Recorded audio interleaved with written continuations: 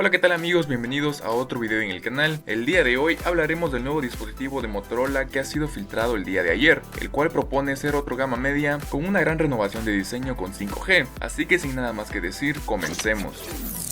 Motorola ha realizado el mayor número de lanzamientos de dispositivos en los últimos meses. Después de los Motorola Edge y Edge Plus de gama alta, están los Moto G8 y Moto G8 Power, Moto G8 Power Lite, el Moto E6S, de los cuales todos llegaron a México, y el más reciente Motorola One Fusion Plus, y todavía hay más en camino. Otro de ellos es este, nombrado como Motorola Moto G 5G, que ha sido filtrado por Evan Blass. Según esta persona, el Moto G 5G ya está en camino, y como su nombre lo indica, traerá conectividad 5G a la familia G, para la gama media. Como sabemos, no será el primer terminal de la marca con 5G, puesto que los Moto Z4, Motorola Edge y Motorola Edge Plus ya cuentan con esta tecnología, pero será el primero de gama media de Motorola con 5G. Evan Blass comparte una supuesta imagen de este nuevo dispositivo y muestra un notable cambio de diseño respecto a lo ya conocido de la compañía. El Moto G 5G tendría dos agujeros en pantalla para doble cámara frontal. Lo llamativo es que estos orificios serían independientes y estarían bastante alejados uno de otro, y no se uniría en un solo óvalo como se ha visto en otros terminales con esa solución. En la parte trasera también miraremos notables cambios, ya que este terminal tendría un módulo de cámaras encuadrado, con sensor principal de 48 megapíxeles, lejos de lo ya visto en la familia G, y al parecer, este modelo abandonará el sensor de huellas trasero con el logo de la marca, para pasar a un sensor biométrico integrado en el lateral derecho del dispositivo. Respecto al procesador que tendrá, actualmente los Snapdragon 765 o 765G y Snapdragon 690 o el Dimensity 820 de MediaTek ofrecen 5G para la gama media, así que es probable ver la presencia de algunos de estos procesadores. Motorola ha puesto en el calendario un evento para Europa el próximo 7 de julio, y se espera que en dicho evento se revele la existencia de este Moto G 5G.